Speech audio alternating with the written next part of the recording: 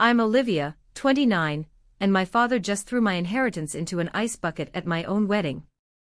Before I tell you how I ended up sitting in his chair exactly 72 hours later, wiping the smirk off his face forever, do me a favor. Let me know where you are watching from in the comments right now. I love seeing how far this story travels. It was supposed to be the happiest day of my life. That's what they tell you in the magazines, right? But standing there in the manicured gardens of the Newport estate, surrounded by people who cared more about the thread count of the tablecloths than the happiness of the bride, I felt like an imposter. I've always felt like an imposter in my own family.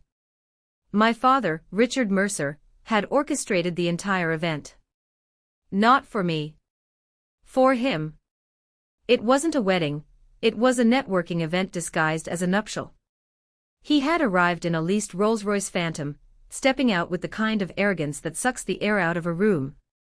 He adjusted his silk tie, checked his reflection in the car window, and didn't even look at me.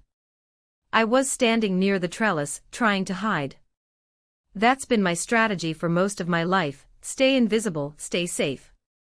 My husband, Luke, was over by the bar, probably trying to escape a conversation with one of my father's business partners about the stock market or some offshore tax haven. Luke is a data analyst, a forensic architect of secrets, but in this crowd, he was treated like the help. That's when Grandpa Samuel found me. Grandpa Samuel was the only person in the Mercer bloodline who didn't make me feel cold. He was 90 years old, frail, his skin like parchment paper that had been folded too many times. He was sitting in his wheelchair, tucked away behind a large arrangement of white hydrangeas. "Livy," he whispered, his voice raspy. I knelt down, my expensive lace dress bunching up on the grass. I didn't care.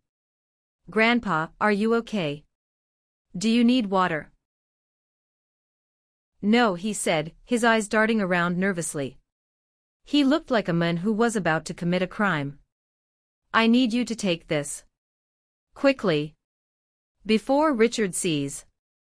His hand shook violently as he reached into the inside pocket of his tuxedo jacket. He pulled out a small, square object wrapped in a white handkerchief. It looked old. It smelled like cedar and old tobacco, the way Grandpa's study used to smell before my father renovated it and turned it into a power office. "What is it?" I asked, reaching out. "Take it," he urged, shoving it into my hand. "Hide it. Do not let your father see it. It's for you. Only for you." I peeled back the corner of the handkerchief. It was a passbook. A savings account book. The cover was a faded yellow, the corners bent and soft from age. It looked like something you'd find in a junk drawer, not something you'd pass secretly at a wedding in Newport. "Grandpa, I don't understand." "Shoo," he hissed, looking over my shoulder. "He's coming. Promise me, Olivia. Don't let him take it. It's your freedom. It's the only thing I have left to give you." I saw the desperation in his watery blue eyes. It wasn't just a gift, it was a plea. I nodded, clutching the book tight. "I promise." "Well, isn't this a touching scene?" The voice boomed from above, dripping with that familiar, polished venom. I froze. I didn't have to look up to know it was my father. Richard Mercer loomed over us, a glass of champagne in one hand, his other hand in his pocket. He looked like a king surveying his subjects, or his property. Next to him stood Hunter, my older brother. The golden child. Hunter was wearing a tuxedo that cost more than my first car, and he had that sneer on his face that he'd perfected since we were teenagers. "What is the old man babbling about now?" Hunter asked, laughing. He took a sip of his drink, his eyes locking onto my hand. "And what is that? Did he give you a used tissue?" "Leave him alone, Hunter," I said, standing up. I tried to slide the passbook behind the folds of my dress, but I wasn't fast enough. "Hand it over, Olivia," Richard said. It wasn't a request. It was a command. The same tone he used when he told me which college I was allowed to apply to. or which boys I was forbidden from dating. It's nothing, I said, my heart hammering against my ribs. Just a keepsake. A keepsake? Richard laughed. It was a dry, hollow sound. Father doesn't have keepsakes. He has junk. He's senile, Olivia. He probably handed you a grocery list from 1995. Let me see it. No, I said. The silence that followed was heavy. People nearby stopped talking. The clinking of silverware on china seemed to amplify. Richard Mercer was not used to hearing the word no, especially not from me. Especially not from the daughter he considered a disappointment because she chose to be a trauma nurse instead of a corporate shark. Richard stepped closer. He invaded my personal space, smelling of expensive cologne and intimidation. Don't embarrass me, Olivia. Not today. Give me the book. I looked at Grandpa. He was slumped in his chair, looking defeated, his hands trembling in his lap. He couldn't help me. Nobody could help me. Suddenly, Hunter lunged. He was fast, fueled by adrenaline and entitlement. He grabbed my wrist, twisting it hard. Ouch! Hunter, stop! I cried out. Give it to Dad, Olivia, Hunter sneered. He pried my fingers open. I tried to hold on, but the pain shot up my arm. The passbook slipped from my grasp. Hunter snatched it, holding it up like a trophy. Look at this trash, he mocked, flipping it over. First National Bank of Boston. This thing belongs in a museum. Or a landfill. He handed it to Richard. My father took it with 2 fingers, as if it were contaminated. He looked at the cover, his lip curling in disgust. He didn't open it.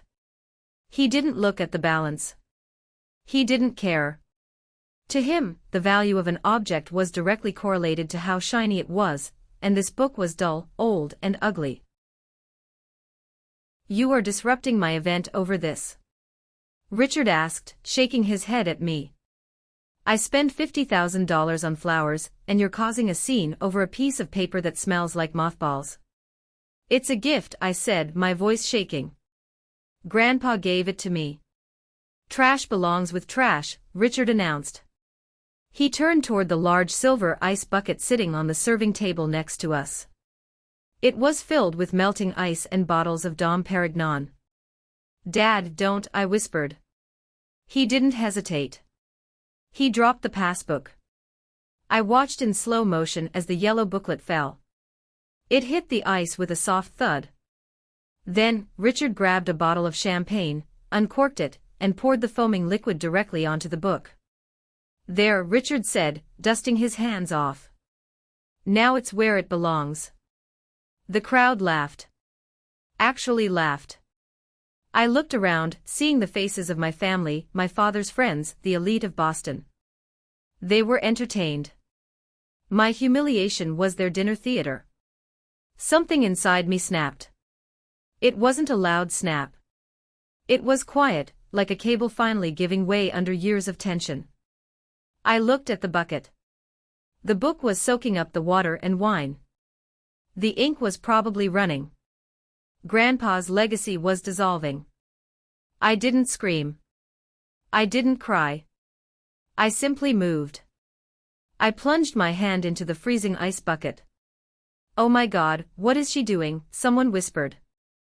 The cold bit into my skin like needles. I shoved aside the heavy glass bottles, digging deep into the slush. My sleeve, my beautiful, custom-made lace sleeve, was soaked instantly. The ice water dripped down my arm, soaking the bodice of my wedding dress. I didn't care. I found the book. It was soggy, heavy, and cold. I pulled it out, clutching it to my chest, letting the champagne and water ruin the silk of my gown. You look pathetic, Richard sneered. Look at you.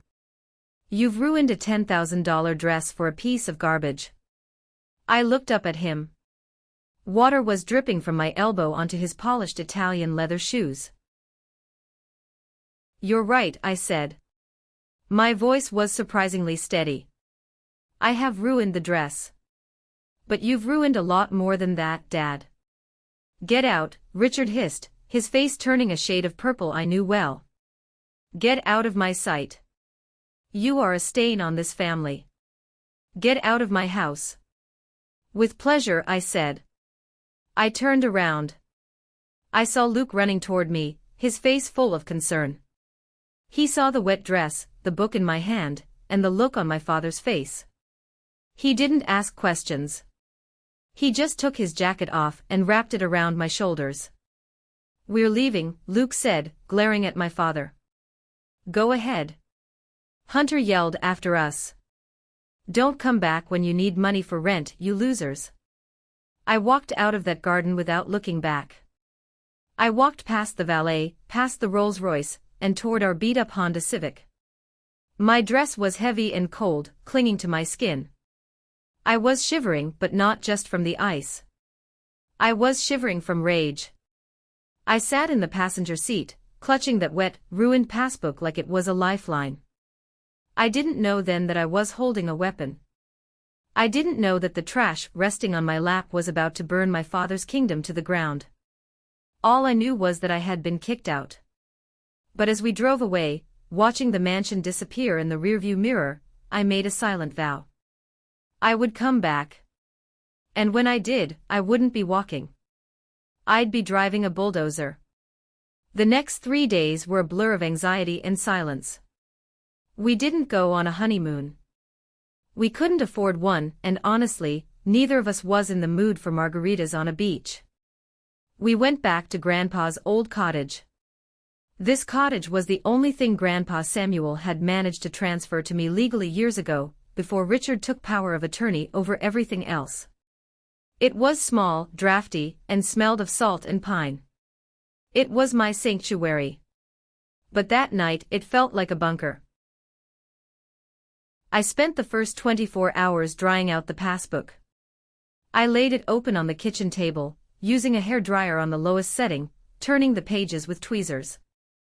The pages were crinkled, stained with champagne residue, and warped. They looked exactly like the trash my father said they were. Do you think it's salvageable? Luke asked, handing me a cup of coffee. I don't know, I said, my eyes burning from lack of sleep. Whatever is written inside is blurred. I can see numbers, dates, but the final balance page is stuck together. Maybe we should just let it go, Liv, Luke said gently. He wasn't trying to be mean. He was trying to protect me. He hated seeing me hurt by my family. Your dad, he's a monster. But he's a powerful monster. Maybe it's better to just cut ties. No, I said, staring at the warped yellow cover. Grandpa risked something to give me this. He was scared, Luke. I saw it in his eyes. I have to know why. On the third day, I worked up the courage. I put the passbook in a plastic Ziploc bag. I put on my old beige trench coat, the one Hunter used to make fun of because I bought it at a thrift store. I looked in the mirror. I didn't look like an heiress. I looked like a tired nurse who had just been fired. I'm going to the bank, I told Luke. I'll drive you, he said. We drove to Boston. Not the local branch in Newport where everyone knew my father. We went to the First National Bank headquarters downtown. Walking into that lobby was intimidating. It was all marble floors, towering pillars, and hushed whispers. It smelled of money. Old money. The kind of money that doesn't shout, it just exists. I walked up to a teller window. The nameplate said Sarah. She looked young, maybe 22, with perfectly manicured nails and a look of boredom that only vanished when she saw my outfit. She scanned my cheap coat, my messy hair, and finally, the Ziploc bag in my hand.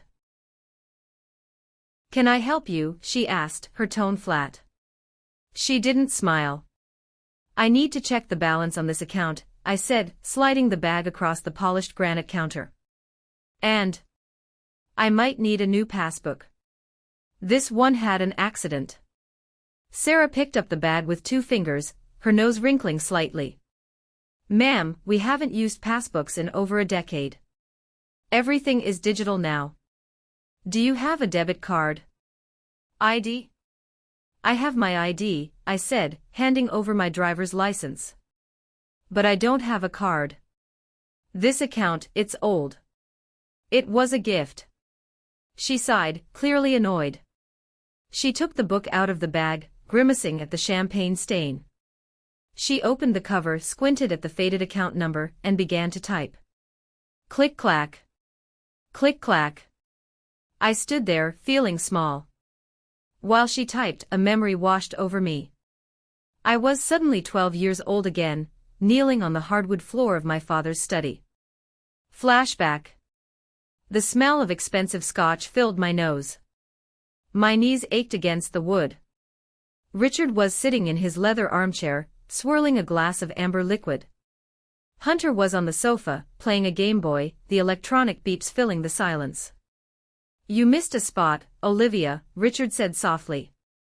I looked down. There was a tiny puddle of liquor near the leg of his desk. He had spilled it on purpose. I knew he had. I had watched him tip the glass just moments before. I'm sorry, Daddy, I whispered, scrubbing harder with the rag. Don't call me Daddy when you're being clumsy, he said, his voice cold. And look at your brother. He's relaxing. Do you know why? I shook my head, tears stinging my eyes. Because girls clean, and boys conquer, Richard said. He took a sip of his drink. Hunter is going to run this empire one day. You'll be lucky if you find a husband rich enough to tolerate your incompetence. Scrub harder. I scrubbed until my knuckles bled that day. I scrubbed because I believed him. I believed I was worthless. End of flashback. Ma'am? Sarah's voice snapped me back to the present. The marble lobby came back into focus. I looked at the teller. Her boredom was gone. Her face had drained of all color. Her hands were hovering over the keyboard, trembling slightly. She was staring at the screen, as if she had just seen a ghost. Is something wrong? I asked, my stomach dropping. Is the account empty? Did he close it? I assumed Richard had somehow gotten to it. I assumed it was zero. Sarah looked up at me. Her eyes were wide. She didn't look at my cheap coat anymore. She looked at me with something resembling fear. Ma'am, she whispered, her voice shaking. Please wait here. Do not leave. Do not move. Why? I asked, panic rising. Am I in trouble? No, she said quickly. She pressed a button under the counter. It wasn't a silent alarm for robbers, but the effect was similar. Just please. One moment. She stepped away from the window, rushing toward the glass office in the back. I saw her talking frantically to a man in a bespoke suit. She pointed at the screen. She pointed at me. The man, the manager, looked at the screen. He adjusted his glasses. Then he froze. He looked at the screen again, then at me. He stood up so fast his chair knocked against the wall. Within seconds, the manager was rushing across the lobby toward me. He wasn't walking, he was practically running. Mrs. Mercer, he asked, breathless. I am Mr. Henderson, the regional director. Please come with me. I just wanted to check the balance, I stammered. If there's a fee for the damaged book, I can pay it. Fee? Mr. Henderson looked horrified. Good heavens, no. Please, right this way. We have a private viewing room prepared. They ushered me past the line of confused customers, through a heavy oak door, and into a room that smelled of leather and wealth. Mr. Henderson gestured for me to sit in a plush armchair. He placed the Ziploc bag on the mahogany table like it was a holy relic. Mrs. Mercer, he began, wiping sweat from his forehead. We have been waiting for this account to be claimed for a very long time. This is a Totten trust. A what? A Totten trust, he explained. Established in 1982 by a Mr. Samuel Mercer. He set it up with explicit instructions. It was to remain untouched, compounding interest until you, and only you, presented the passbook. Okay, I said, trying to process this. How much is in it? A few thousand. Mr. Henderson smiled. It was a strange smile, a mix of awe and professional envy. He turned his computer monitor toward me. Your grandfather was an astute man, Olivia. He didn't just save cash. He instructed the trust to invest automatically in emerging technology stocks. Apple in the 80s. Microsoft. Amazon in the 90s. And he reinvested every single dividend. I looked at the screen. The number was black and absolute. $12,400,000. I blinked. I rubbed my eyes. The number didn't change. $12,400,000. This is a mistake, I whispered. My father said it was trash. With all due respect, Mr. Henderson said, his voice firm. Your father has no authority over this account. In fact, Samuel specifically blocked Richard Mercer from ever accessing, viewing, or even knowing the details of this trust. It is entirely yours. It has been yours since the day you were born. I stared at the Ziploc bag. The soggy, yellowed book. My father had thrown $12 million into an ice bucket because he was too arrogant to look inside the cover. He had called it trash. I touched the plastic bag. It felt cold, but my blood was boiling. Is there anyone else on the account? I asked. Can my father stop me from taking it? No, Mr. Henderson said. It is legally, irrevocably yours. You can withdraw it all today if you wish. I sat back in the chair. A strange feeling washed over me. It wasn't just relief. It was power.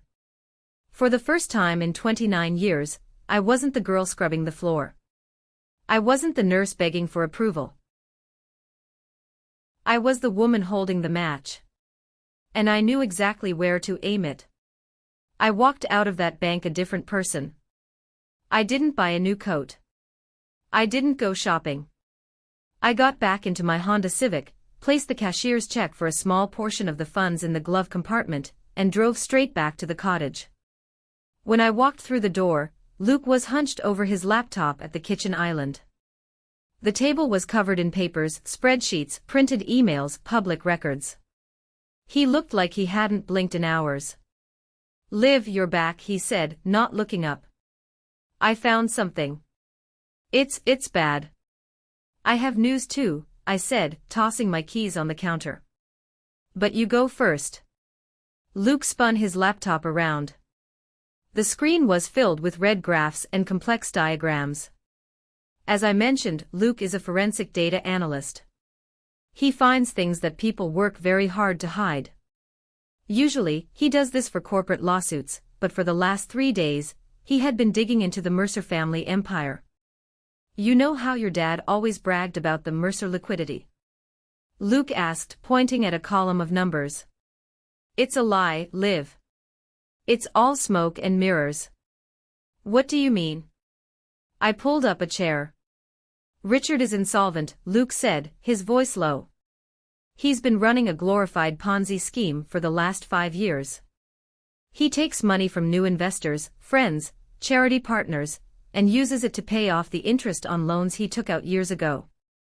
He's robbing Peter to pay Paul. I stared at the screen. But the lifestyle. The Rolls-Royce. The parties. Leased, Luke said. The Rolls-Royce is leased through a shell company, and he's 3 months behind on payments. The estate in Newport. It's in pre-foreclosure. He managed to stall the bank with a bridge loan, but that's due next week. He needs a massive injection of cash, or the whole house of cards collapses. It made sense. The desperation. The irritability. The way he exploded at the wedding over a simple passbook. He wasn't just a jerk, he was a drowning man. There's more, Luke added, clicking on another tab. He's being audited. The IRS sent him a notice of deficiency last month. If he doesn't come up with legitimate assets to cover the gaps in his tax filings by the end of the quarter, he's looking at prison time. Federal prison. I sat back, absorbing this. My father, the titan of industry, was a fraud. He had thrown my grandfather's gift into the ice because he was projecting. He was the trash. He was the fake. My phone rang. I looked at the screen. Dad. The timing was almost comedic. My heart skipped a beat, conditioned by years of fear, but then I remembered the number in the bank account. $12,400,000. Put it on speaker, Luke said. I tapped the button. Hello. Alyssa, Richard's voice filled the small kitchen. There was no apology for kicking me out. No, how are you? Just that brash, bullying confidence. I've been thinking. Have you? I asked, keeping my voice steady. About that shack you're living in. The cottage. I'm going to do you a favor. I've spoken to my real estate attorney. We can liquidate it quickly. The market is hot right now. He wanted to sell my home. The one place I had left. Why would I sell, Dad? Because you're broke, honey, he said, his voice dripping with faux sympathy. You and that husband of yours can't afford the property taxes. I'm trying to save you from a headache. I'll handle the sale, get you a fair market price, minus a small management fee, of course, and invest the rest into the family fund so you actually get a return. Invest in the family fund. He meant steal it to pay his debts. He wanted the cottage because it was an unencumbered asset. He could borrow against it. It was worth maybe $300,000. Peanuts to a billionaire, but a lifeline to a desperate fraudster. I'm not selling, Dad, I said. It's my home. The line went silent for a second. Then the mask slipped. You listen to me, he snarled, his voice dropping an octave. The charm was gone. The monster was back. That old man was mentally incompetent when he signed that deed over to you. I have witnesses ready to testify that you manipulated a senile geriatric into signing over family assets. That's a lie, I said, my hand gripping the edge of the table. It doesn't matter if it's a lie, he shouted. I have lawyers who cost more per hour than you make in a year. If you don't sign that transfer paperwork by Friday, I will sue you for elder abuse. I will drag you through probate court until you are bankrupt. I will take your nursing license. I will ruin you, Olivia. Do you understand me? Elder abuse. The accusation made me sick. I had been the only one who visited Grandpa. I was the one who cut his nails, read to him, and made sure he ate. Richard hadn't visited in months. Do you understand? He repeated. I want those papers signed. Friday. Or you're on the street. I looked at Luke. He wasn't scared. He was smiling. It was a cold, sharp smile that matched the feeling rising in my chest. Richard thought he was bullying a helpless daughter. He didn't know he was threatening the only person who could actually save him, or destroy him. I understand perfectly, Dad, I said. Good. I'll have the papers sent over. The line clicked dead. I put the phone down. My hands were shaking, but not from fear anymore. From adrenaline.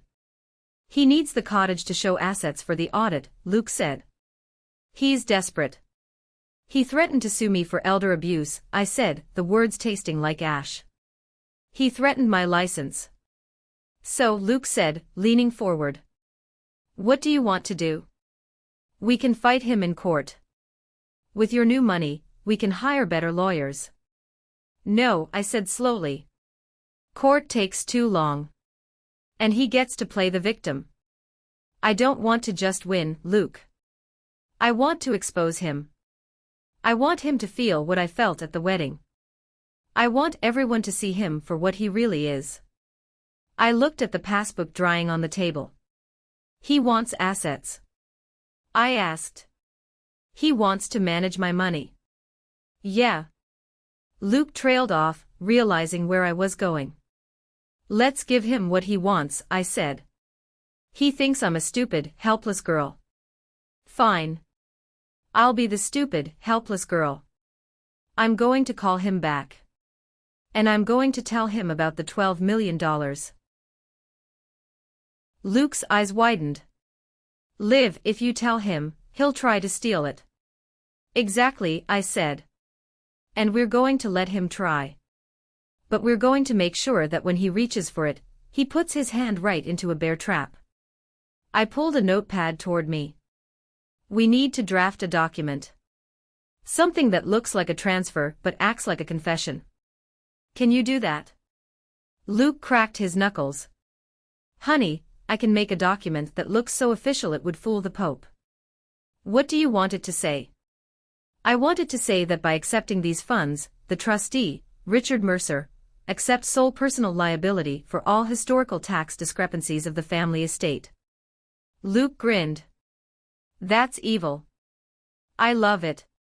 Get to work, I said. I have a phone call to make. I waited 24 hours before calling him back. Silence is a powerful amplifier. It lets the desperation breed. If I called too soon, I'd look eager. I needed to sound broken. Luke spent the day crafting the document. He used his design software to create a transfer of custody form that looked identical to the standard bank forms Richard would be used to. The font, the headers, the legal jargon, it was perfect. But buried in paragraph 4, clause B, was the poison pill. The clause stated that by countersigning as the primary trustee, Richard Mercer assumed full and retroactive liability for all undeclared offshore holdings and tax deficiencies associated with the beneficiary's lineage. In simple English, if he took my money, he confessed to his crimes. By Wednesday evening, I was ready. I sat on the porch, watching the sunset over the ocean. I took a deep breath, channeled my inner 12-year-old, the scared little girl who spilled the scotch, and dialed. What? Richard answered on the first ring. He sounded stressed. Dad? I whispered. I let my voice tremble. I even pinched my own leg to force a wobble into my tone. I'm sorry I hung up before. You should be sorry, he snapped. But the edge was duller. He was listening. He sensed blood in the water. It's not just the cottage, I said, pitching my voice to the perfect frequency of naive panic. I went to the bank. The passbook. Grandpa left me money. The line went dead silent. I could practically hear him doing the mental calculus. How much? He asked. The greed leaked through the phone like oil. $12 million, I choked out. $12 million. I heard a sharp intake of breath on the other end. 12 million. Are you sure? Yes. But Dad, I don't know what to do. I started to cry, fake crying, but it felt real enough given the stress. The bank manager started talking about capital gains taxes and federal audits and the IRS, and I think I'm in trouble. If the government finds out I have this, they'll take half of it, won't they? I don't know how to hide it. I don't know how to do taxes. It was the perfect bait. I handed him exactly what he believed about me, that I was weak, stupid, and incapable of handling power. And I handed him exactly what he needed, a massive injection of liquidity to cover his own crimes. Listen to me very carefully, Alyssa, he said. His voice transformed instantly. The bully vanished. The savior appeared. It was chilling how quickly he switched masks. Do not sign anything with the bank. Do not talk to any lawyers. Do not talk to your husband about this, he doesn't understand high finance. I haven't, I lied. I'm just so scared. I can help you, sweetheart, he cooed. I can shelter it under the family trust. We can classify it as a pre-existing asset. It's complicated, but I can make the tax liability disappear. I'm doing this for you. To protect you. Protect me. He wanted to swallow the inheritance whole to plug the holes in his sinking ship. He wanted to use my money to pay his bridge loans, so he could keep his leased Rolls-Royce. Can we? Can we do it tonight? I asked. No, he said too quickly. He needed time to prepare his own fake transfer papers, which I would switch out. I have the Businessman of the Year gala on Saturday in Boston. At the Fairmont Copley Plaza. The gala? I asked. But you kicked me out of the wedding. Oh, hush. That was just stress, he dismissed it effortlessly. It's perfect. Bring the documents there. We'll sign everything in the VIP suite before the speeches. I'll announce the expansion of the family fund. It'll look legitimate. It will explain where the money came from to the IRS. He wanted an audience. He wanted the glory of announcing a $12 million windfall as his own business genius. He wanted to parade me, the prodigal daughter returning to the fold with her tail between her legs. Okay, I said. Thank you, Dad. Thank you for fixing this. That's what fathers are for, he said. I hung up. I looked at Luke. The fear vanished from my face instantly, replaced by a cold resolve. He took it, I said. Luke nodded, holding up the printed document. We have a date. Saturday, I said. The gala. You know he's going to have security, Luke warned. And Hunter will be there. Let them come, I said. I'm not going there to fight them, Luke. I'm going there to end them. For the next 2 days, we prepared. I went to a high-end boutique in Boston. I didn't go to the sale rack. I walked right to the couture section. I used the debit card Mr. Henderson had issued me against the trust. I bought a dress. Not beige. Not modest. It was red. A deep, blood-red structured gown that looked like armor. It cost $4,000. It was the kind of dress that says, I own this room. Luke rented a tuxedo. We weren't going as the poor relations this time. On Saturday night, we drove to the Fairmont. We didn't take the Honda. We hired a town car. As we pulled up to the valet, I saw the line of luxury cars.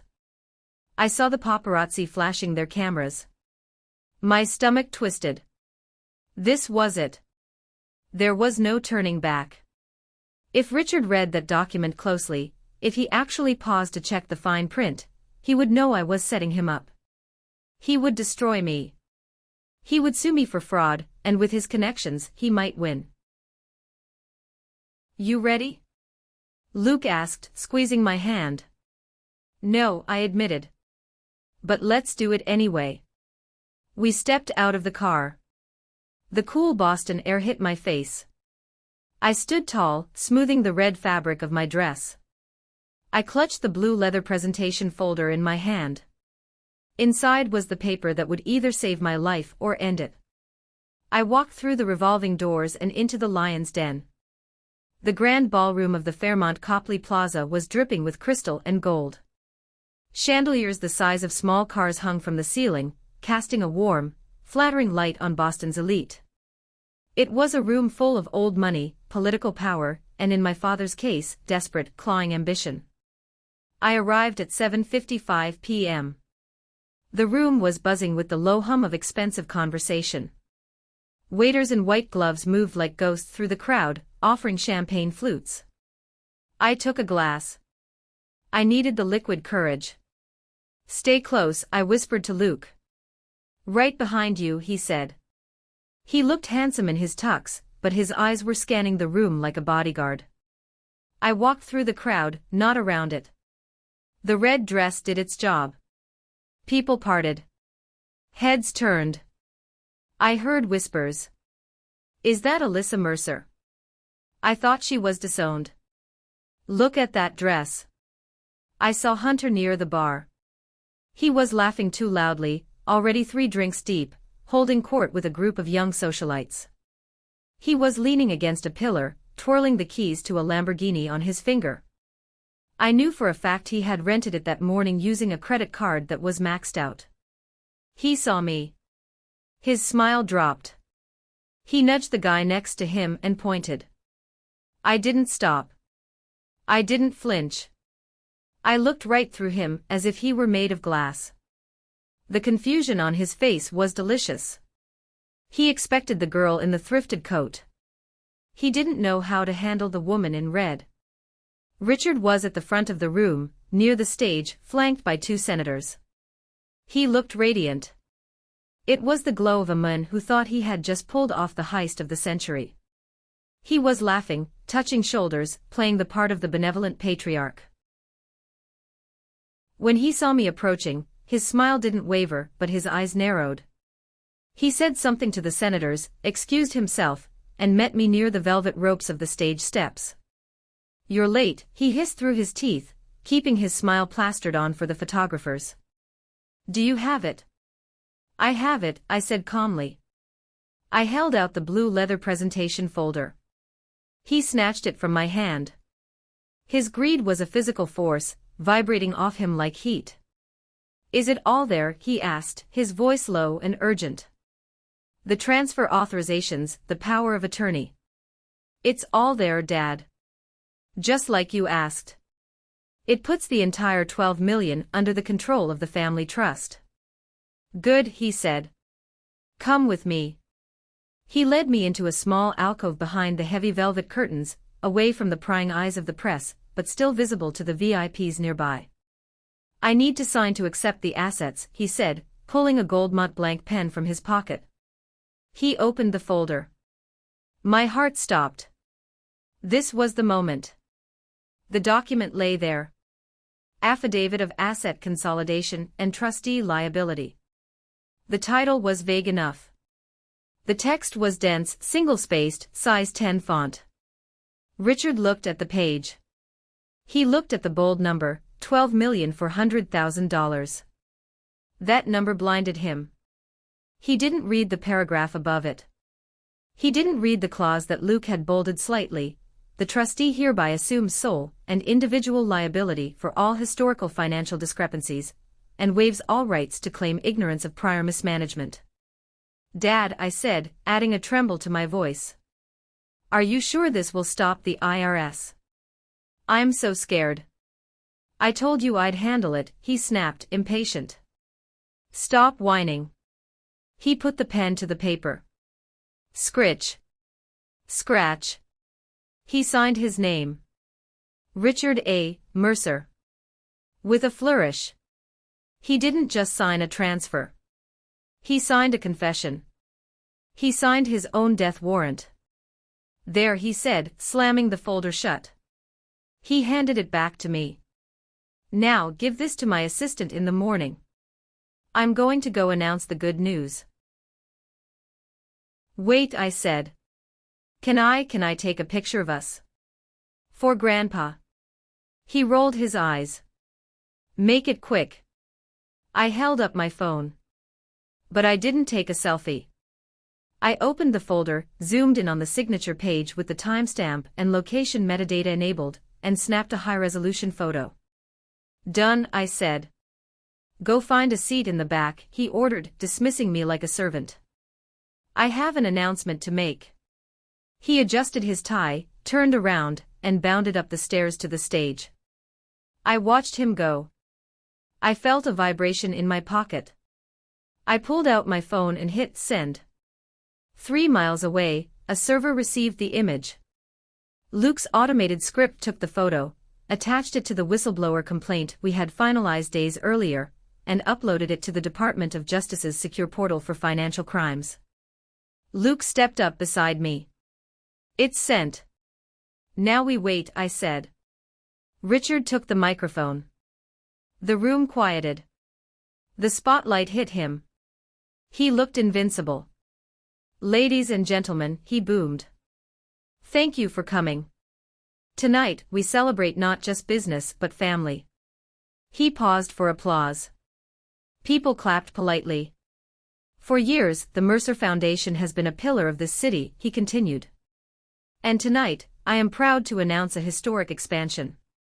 A $12 million personal investment into our city's future, secured by the Mercer family legacy. He was confessing in real time. In front of 500 witnesses. He was claiming ownership of funds that I had just legally tied to 2 decades of tax fraud. He has no idea, Luke whispered. No, I said. He doesn't. Richard was smiling, basking in the adoration. He raised his glass. To the future. And then, the massive 60-foot LED screen behind him flickered. It was supposed to show the Mercer Foundation logo. Instead, it went black. A murmur went through the crowd. Richard turned around, confused. Technical difficulties, he joked nervously into the mic, pay no mind. But the screen didn't stay black. A red banner appeared. Then a seal. The seal of the Department of Justice. Huge, white letters scrolled across the screen, Federal Asset Seizure in Progress. Case number 8842, Mercer Holdings. Status, insolvent. The applause collapsed into a stunned silence. You could hear a pin drop. Richard stared at the screen. His mouth opened but no sound came out. His mind was rejecting a reality that didn't match his script. That was his fatal flaw. Not ignorance but entitlement. He never believed someone he dismissed as trash could build a trap big enough to hold him. The ballroom doors at the back burst open. It wasn't waiters. It wasn't guests. 6 agents in windbreakers marked IRS, CID, Criminal Investigation Division, swept down the aisle. Richard Mercer, the lead agent, shouted. His voice echoed off the vaulted ceiling. Step away from the podium. The silence in the ballroom was shattered by the sound of the agent's boots on the marble floor. It was a heavy, rhythmic thud that sounded like doom approaching. Richard clutched the microphone stand like it was a life raft. He looked from the agents to the screen, then to the crowd. His face went from confusion to indignant rage. What is the meaning of this? Richard bellowed into the mic. Do you know who I am? I am Richard Mercer. I have senators in this room. He turned to the 2 senators standing near the stage. They were already backing away, their faces pale.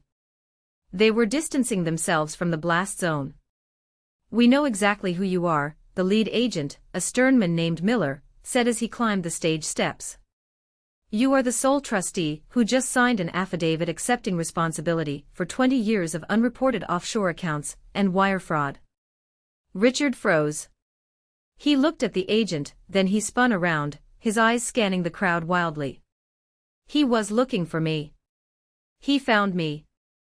I was standing right where he left me, at the edge of the stage, in my red dress. I wasn't hiding in the back. I was front and center. I held up the blue folder. Richard's eyes locked onto it. The realization hit him like a physical blow. He staggered back. You. He breathed. The microphone picked it up. She tricked me. My daughter. She tricked me. Save it for the grand jury, Agent Miller said. He grabbed Richard's arm. Richard tried to pull away. Get your hands off me. Richard screamed. This is a mistake. That money is mine. It's a family trust. And you just admitted the family trust is funded by illegal bridge loans, Miller said. Turn around. Click. Click. The sound of handcuffs snapping shut is distinct. It's sharp, final, and cold. Flashbulbs erupted. The photographers who had been paid to capture Richard's glory were now capturing his downfall. Richard Mercer bent over the podium, hands cuffed behind his back, face twisted in a rictus of fear. He was stripped of his grandeur instantly. He wasn't a titan. He was just a man in a rented tux who owed a lot of money to the wrong people. As they marched him down the stairs, he passed right by me. He stopped. The agents let him pause for a second. He looked at me with pure hatred. "You ungrateful little brat. I gave you life." I stepped closer. I leaned in so only he could hear. "You kicked me out because you said I was trash," I whispered. "But trash is what you throw away. I'm the one taking out the garbage. Do you know who I am now, Dad?" He didn't have an answer. The agents shoved him forward. "Move." The room was in chaos. People were shouting, checking their phones, trying to leave. But it wasn't over. I felt a rush of movement to my left. "You bitch." It was Hunter. My brother had come unglued. His face was purple, sweating profusely. The illusion of his life, the cars, the parties, the future inheritance, had just evaporated in front of his eyes. He wasn't thinking. He was reacting like a wounded animal. He lunged at me. He had grabbed a serrated steak knife from a nearby dinner table. "Hunter, no." I screamed, stumbling back. He raised the knife. "You ruined everything. You ruined my life." I braced for the impact. But it never came. Luke stepped in front of me. He didn't panic. He moved with the precision of someone who had been waiting for this. As Hunter brought the knife down, Luke caught his wrist. He didn't just hold it. He twisted. Crack. The sound of the bone snapping was louder than the screams. "Ah!" Hunter shrieked, dropping the knife. It skidded across the marble floor, spinning to a stop near my feet. Luke shoved Hunter backward. Hunter fell into a table of champagne flutes, crashing to the ground in a pile of broken glass and cheap ambition. "Stay down," Luke said, his voice deadly calm. "Don't you ever come near her again." 2 more agents were on top of Hunter instantly. They dragged him up, sobbing. He wasn't crying from the pain of his broken wrist. He was crying because he knew he was irrelevant. He was crying because the credit cards were about to stop working. "Olivia. Olivia, tell them." Hunter blubbered as they dragged him away. "I didn't sign anything. I'm innocent." I watched them drag my brother away, following the path of my father. The ballroom was clearing out. The music had stopped. The screen behind the stage was still flashing red. Federal asset seizure. I looked at Luke. He was adjusting his cufflinks, unhurt. "Are you okay?" he asked. I looked at the blue folder in my hand. I looked at the empty stage where my father had stood moments ago. "I'm fine," I said. And for the first time in my life I meant it. I wasn't the girl scrubbing the floor. I wasn't the invisible nurse. I was Olivia Mercer, and I had just cleaned house. "Let's go home," I said. "Our real home." We walked out of the Fairmont. The valet brought the town car around. Behind us, the flashing lights of police cars illuminated the night. I didn't look back. The hangover from the gala wasn't physical, it was societal. For 3 weeks after the arrest, my face was on every local news station in New England. They called me the red dress whistleblower. They called my father the Bernie Madoff of Boston. I didn't watch most of it. I couldn't. It's a strange thing to watch your own history be dismantled by strangers in suits on CNN. They dissected the Mercer Empire, peeling back the layers of fraud that Luke had identified in days, but which apparently had taken Richard 20 years to construct. The fallout was absolute. The federal government moves slowly until they decide to move, and then they are an avalanche. Because Richard had signed that affidavit, that beautiful, damning piece of paper acknowledging sole liability, the seizure of assets was swift. The mansion in Newport. Seized. The leased Rolls-Royce. Repossessed on live TV. I actually watched that part. Seeing the tow truck hook up the gleaming black symbol of my father's vanity was cathartic in a way I can't explain. The offshore accounts. Frozen. Richard was denied bail. The judge, a woman who had once attended one of his charity dinners, cited extreme flight risk and overwhelming evidence of guilt. He was trading his Italian silk suits for an orange jumpsuit at the Federal Detention Center. Hunter didn't fare much better. With a broken wrist and a shattered ego, he took a plea deal. He admitted to being an accessory to wire fraud to avoid a longer sentence. He got 3 years in minimum security, but the real punishment was the poverty. The golden child was now just an inmate with a bad credit score and a permanent record. But amidst all this noise, the silence at the cottage was the loudest thing of all. I was painting the living room walls a soft sage green. I wanted to cover up the dark, heavy wood paneling that Grandpa Samuel had loved, but which made the room feel like a cave. I wanted light. My phone rang. It was a number I recognized, but one that hadn't called me since the wedding. "Mom," I said, putting the paintbrush down. "Alyssa," Eleanor Mercer's voice was thin, brittle. "Thank God you picked up. I've been trying to reach you for days. The press is camped outside my sister's house. I have nowhere to go." "I saw the news," I said calmly. "It's a nightmare," she sobbed. "They took everything, Alyssa. They even took my jewelry. They said it was purchased with illicit funds. Can you believe that? My diamond earrings. They took them right out of my jewelry box." She wasn't calling to ask how I was. She wasn't calling to apologize for laughing when Richard threw my inheritance in the ice. She was calling about earrings. "I'm sorry to hear that," I said.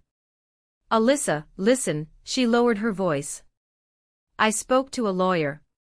He says if we can post a bond, we might be able to get some of the personal assets released. But I have no cash. Your father's accounts are locked. I need a loan." There it was. A loan. I repeated. "Just until this blows over," she said quickly.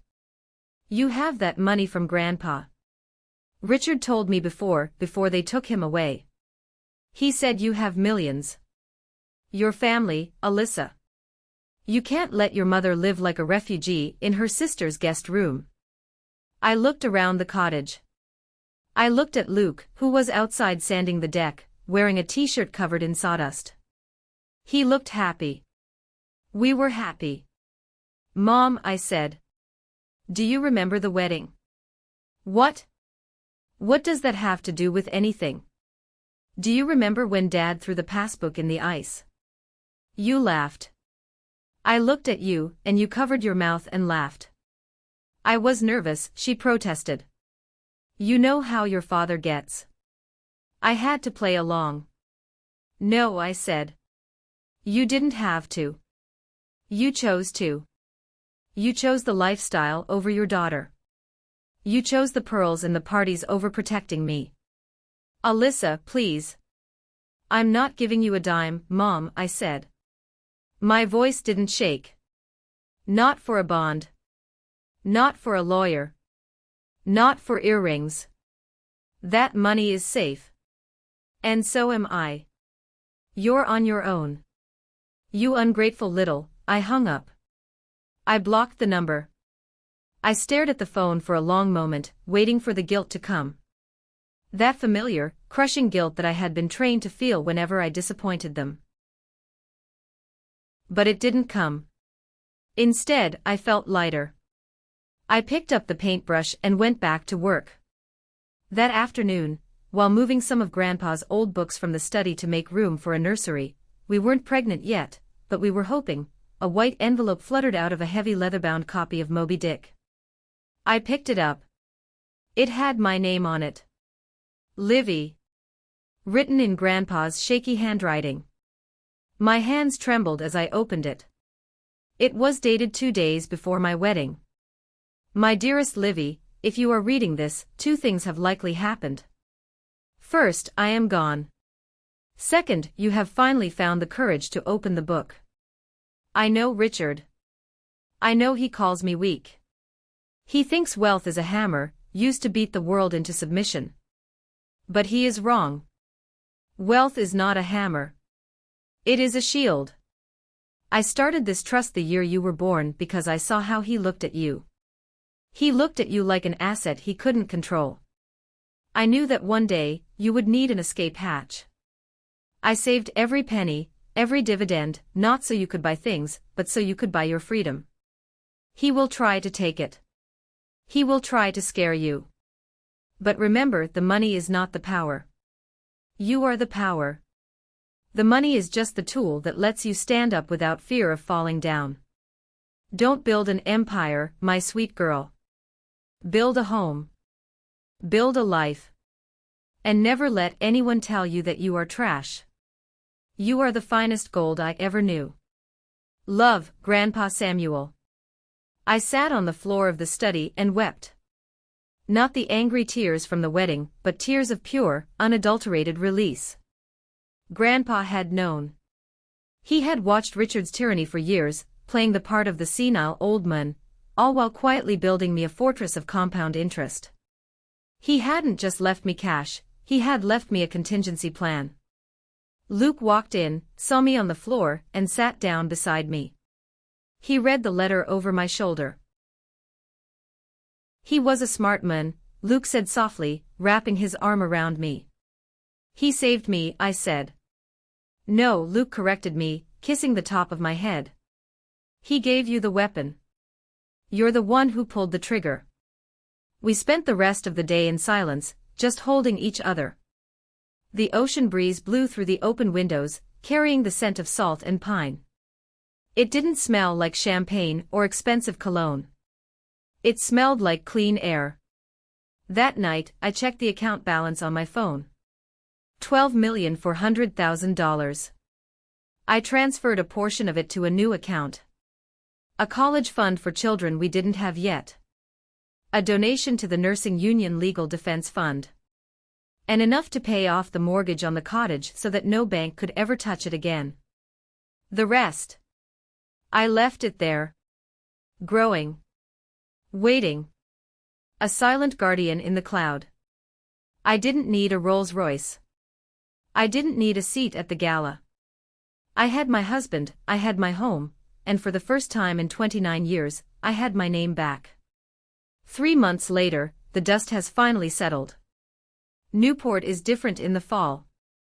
The tourists leave, the air turns crisp, and the ocean turns a steel-gray color that matches my eyes. I'm sitting on the back porch of the cottage, watching the waves crash against the rocks. There is a fire pit burning in front of me. The flames are dancing, hungry and bright. In my hand, I hold the copy of the affidavit. The paper that Richard signed. The paper that sent him to a federal facility in Pennsylvania for the next 12 years. I look at his signature. The flamboyant loops, the arrogant pressure of the pen. It looks like the signature of a man who thought he was signing an autograph, not a confession. I haven't visited him. I don't plan to. He writes me letters sometimes, blaming me, then begging me, then blaming me again. I don't open them. I put them in a box in the attic. Maybe one day I'll burn those too. But today, I'm burning this. I toss the document into the fire. The paper catches instantly. The edges curl and blacken. The fire eats the legal jargon, the clauses about tax liability, the bold text about asset seizure. It eats the name Richard A. Mercer. I watch it turn to ash. It rises up into the chimney smoke, disappearing into the cold night air. Feels good? Luke asks. He's standing in the doorway, holding 2 mugs of hot chocolate. It feels finished, I say. He sits down next to me. We watch the fire together. So, he says. What now? You're a multimillionaire, Olivia. You don't have to work another day in your life. We could travel. We could buy a vineyard in Italy. I think about it. The vineyards. The travel. The luxury. It sounds nice. It sounds like the life Richard wanted. I went back to the hospital yesterday, I say. Luke looks surprised. You did? Yeah. I asked for my shift back. The trauma unit. Why, he asks. You don't need the salary. I know, I say, taking the mug from him. But I'm a nurse, Luke. It's who I am. It's what I'm good at. When I'm in the ER and a patient comes in bleeding and scared, they don't care about my bank account. They don't care about my last name. They just need help. And I can help them. I look at him. I don't want the money to change who I am. I want it to change what I can tolerate. I'm going back to work because I want to, not because I have to. That's the difference. Luke smiles. It's the smile I fell in love with when we were both broke students eating instant noodles. You're amazing, you know that. I know, I joke. Grandpa told me. I look out at the dark ocean. The cottage is warm behind us. The lights are on. It's not a mansion. It's small and the floorboards creak and the plumbing is loud. But it's ours. Richard spent his whole life trying to build a legacy that would make strangers admire him. He built a house of cards on a foundation of lies, and when the wind blew, it all fell down.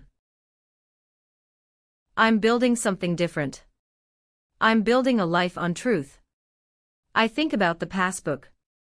That dirty, yellowed, water-stained book. Richard called it trash.